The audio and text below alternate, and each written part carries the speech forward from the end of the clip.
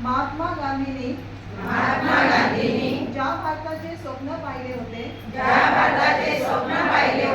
त्यामध्ये केवळ राजनैतिक स्वातंत्र्य नव्हते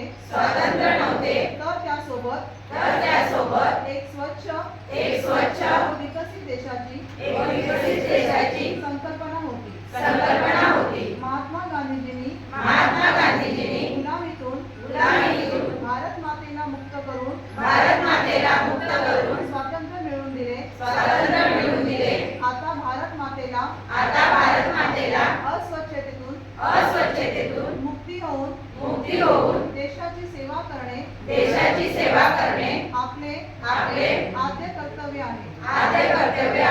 मी शपथ घेतो की मी स्वतः स्वच्छतेच्या बाबत जागृत राहील आणि त्यासाठी वेळ देईल। दरवर्षी 100 तास म्हणजे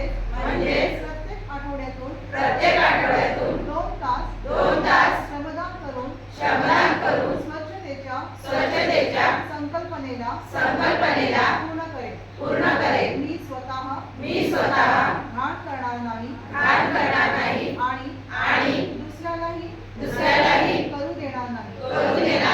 सर्वप्रथम मी स्वतः माझे कुटुंब माझी गल्ली माझी वस्ती माझे गाव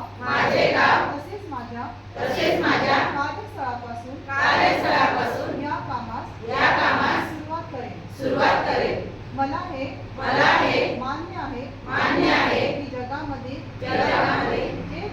जे देश स्वच्छ आहे त्याचे कारण त्या ठिकाणचे नागरिक स्वतः घाण करीत नाही व घाण होऊ देत नाही।